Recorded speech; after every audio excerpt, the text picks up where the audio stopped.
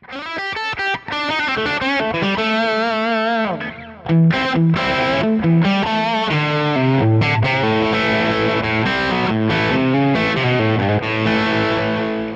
think what people can expect from this pack is a lot of the tones that I'm been kind of known for in the Kemper world. I know a lot of people have Kempers, but not everybody has a Kemper. So if you don't have a Kemper and you want to get some of those sounds, this basically is a collection of some of my favorite amps that I've ever profiled. So my 68 Marshall Plexi, my Third Power, my Top Hat, these are like my three basic food groups, Fender, Marshall, Vox type food groups. And so you're going to get all those kind of tones. So all the tones that I reach for when I'm recording or just trying to put something down really quick, they're at your fingertips. And that's one of the cool things about the ToneHub format is that it's plug-in. You don't have to worry about if you've got your hardware hooked up at that time or whatever.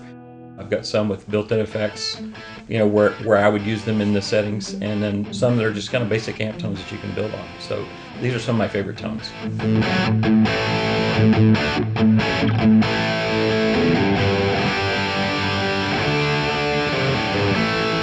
The difference between my Kemper packs and the STL, honestly, the sound difference isn't that great. They did a really good job of capturing my Kemper sounds in their ToneHub format. So the biggest difference to me is just the effects, and those are always kind of secondary to me anyway. I add effects basically depending on what song I'm playing, and there's plenty of stomps and versatility with the built-in effects as well. But you know, I've been using a Kemper user for so many years that I'm used to those sounds, and when I first plugged in the ToneHub pack, I was like, yeah, those are the amp sounds I'm used to. So it was really nice finding that and being able to access them so quickly.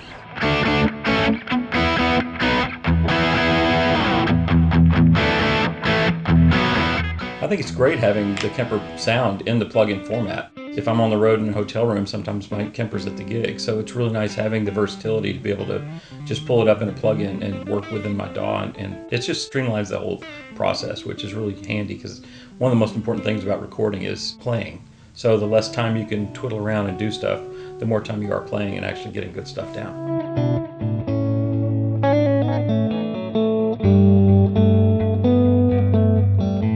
What I'm looking for in a guitar tone is an even sound. You know, I don't want stuff that's too bass heavy, too bright. A lot of the digital amps, when they first started coming out with their amp models, they were just really too bright. So, and even when I first got my Kemper, I wasn't happy with the sounds that were in it. So that's why I started making my own profiles.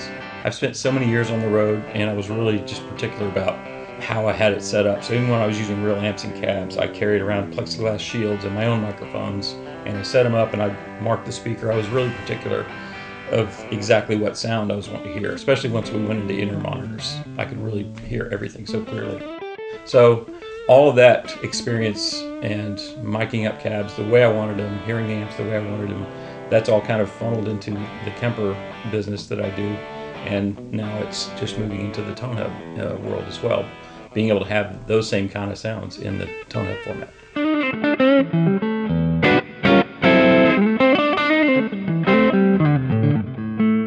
It's hard to say what is special or unique about my tones just because I just like them to sound the way I like them to sound. I don't know what that is a product of exactly. Could be my speaker of choice. I use the Celestion Lead 80 for a lot of my profiling. My ears like the way that speaker sounds. And my favorite amps, you know, I tend to gravitate towards simpler amps, not a ton of channel switching and all that. The simpler, fewest control knobs, usually the better. So I just like a really pure guitar tone.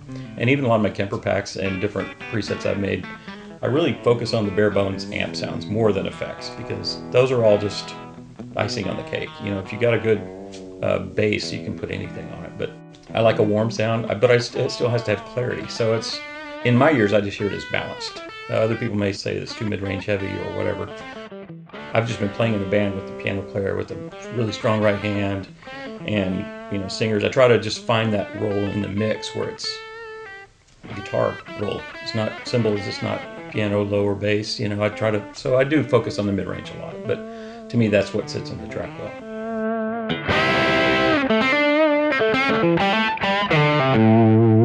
One of my favorite features in ToneHub is being able to take the sounds that you have in the pack and create your own presets of them. So I can create multiple presets of the same sound with different effects and save them, so I can just go through them quickly. And that's one of my favorite things. And having just the stomp pedals built in. The red overdrive stomp is one of my favorite, you know, pedals on there. It's so useful and sounds very realistic, and I just put it on lots of stuff anytime I want that extra punch of gain.